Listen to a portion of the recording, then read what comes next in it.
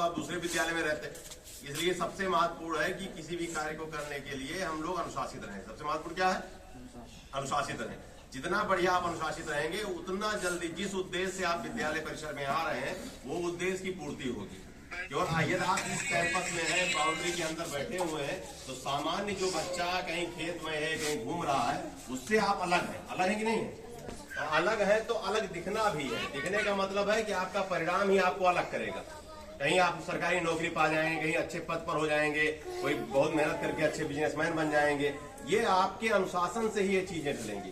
तो गणतंत्र दिवस इसीलिए मनाया जाता है कि हम लोग कितने संविधान में बंधे हुए हैं, कितने अनुशासित हैं, और एक एक पल हम लोग उस चीज को, एक एक स्टेप को, उसके एक एक पैरा को संविधान के कैसे फॉलो कर रहे हैं।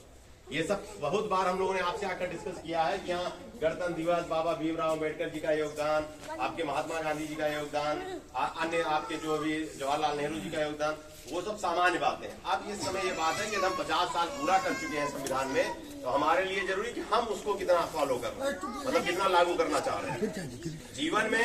आप लोग एक मूल मंत्र तय कर लीजिए कि अनुशासित रहने के बाद हम कोई भी काम करेंगे तो हमें सफलता से जरूर मिलेगी।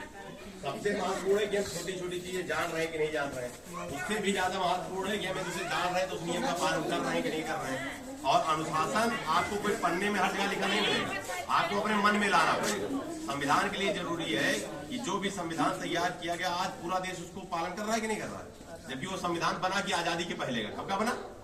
कई उसमें संशोधन हम लोग चाहते तो कर सकते थे, लेकिन उसको एक एक शब्द सा हम चीजों को क्या कर रहे हैं, पालन कर रहे हैं। नए नए संशोधन भी किए जा रहे हैं, लेकिन जो हमारा मौलिक अधिकार है, नागरिक का जो मौलिक अधिकार संविधान में दिया गया है, उसमें हमने जानकर परिवर्तन नहीं किया। अब आपके बोलने की स्वतंत्रता है, तो इसका मतलब ये नहीं है कि 4 टीचर आपको पढ़ा रहे हैं, वो बोल रहे हैं तो बीच में आपने बोल दिया तो स्वतंत्रता है। उसके शब्द को समझने